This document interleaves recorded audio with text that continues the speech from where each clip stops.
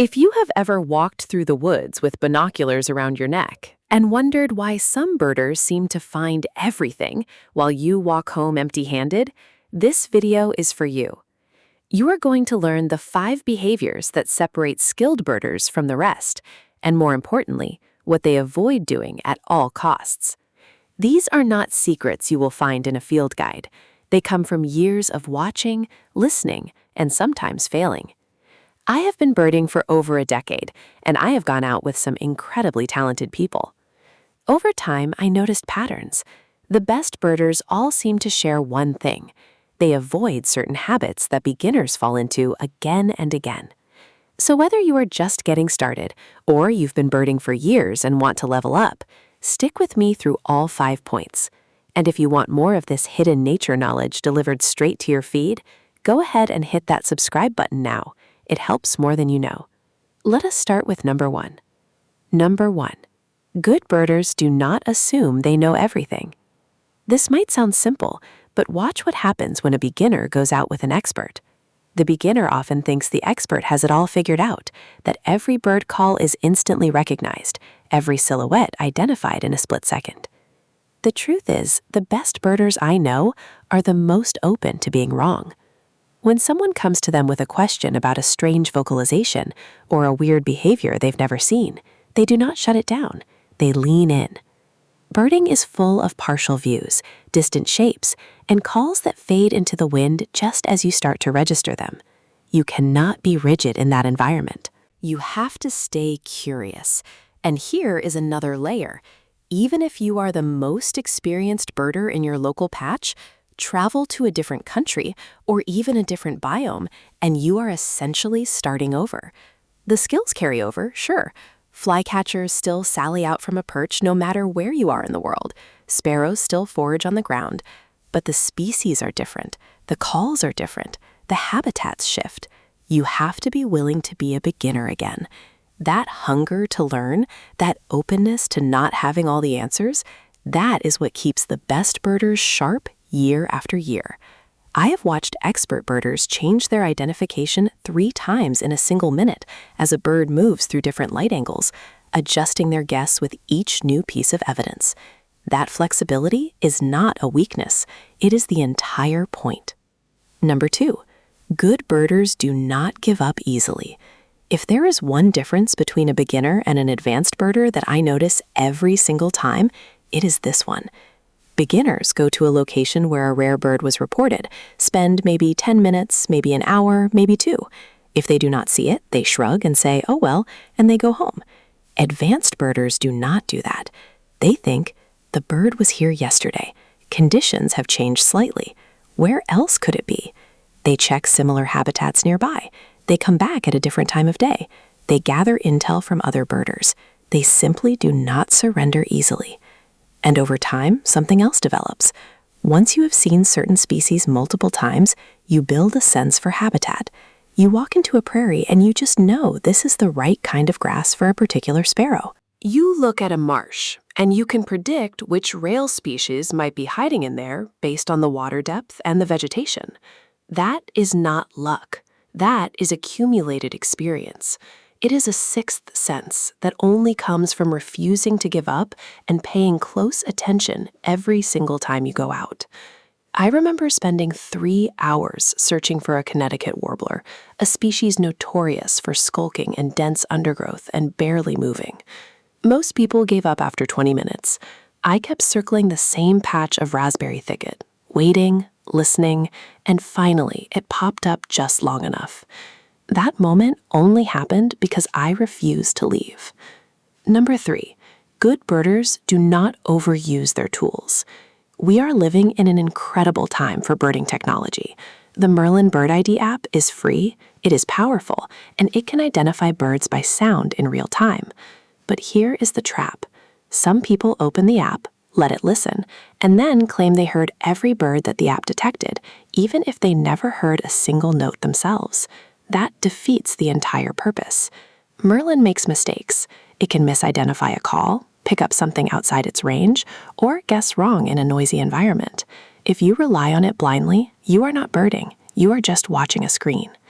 The right way to use Merlin is as a suggestion tool.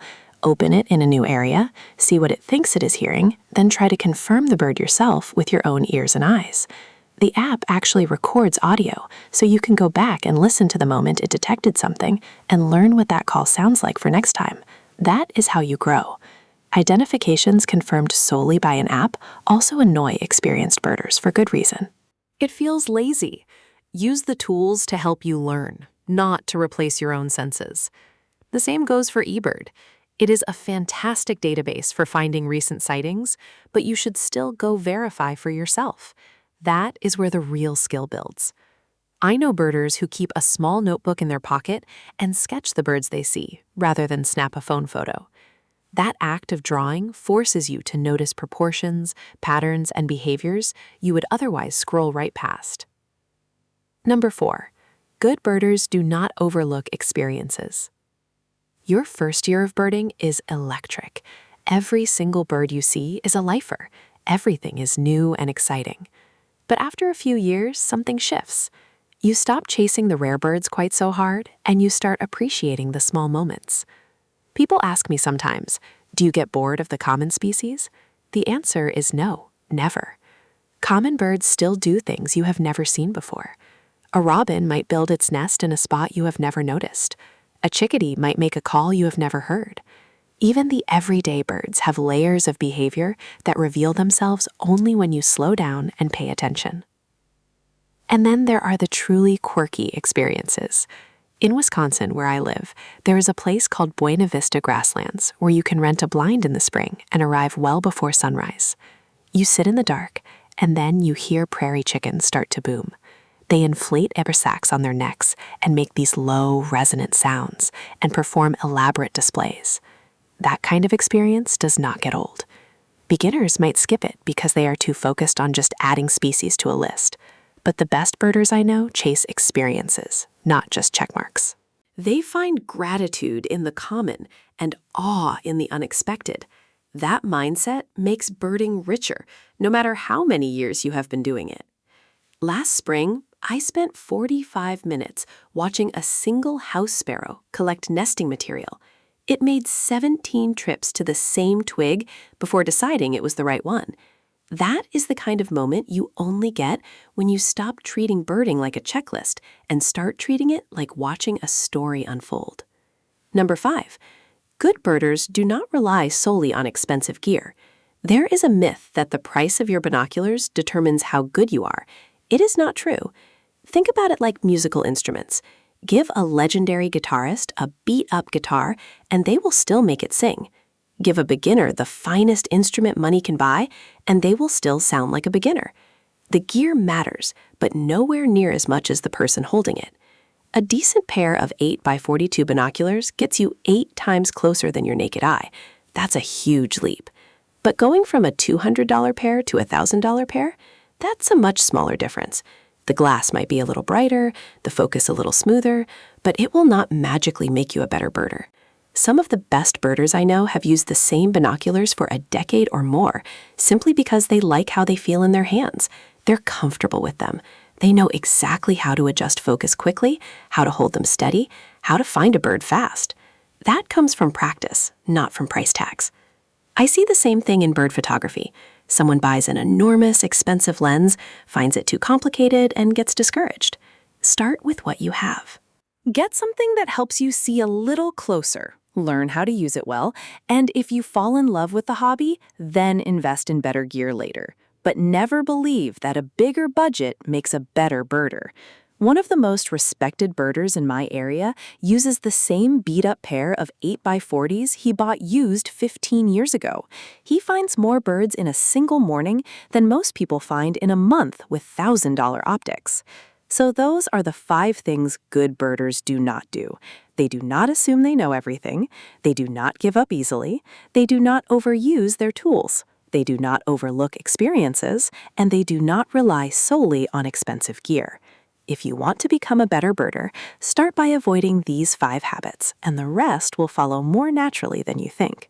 Let me know in the comments which one surprised you the most, or what other things you have noticed that good birders avoid. And if you want more content like this that helps you see the natural world a little differently every week, hit that subscribe button. It is the best way to support what we do here, and it ensures you never miss an update. Thanks for watching. I will see you out there on the trail.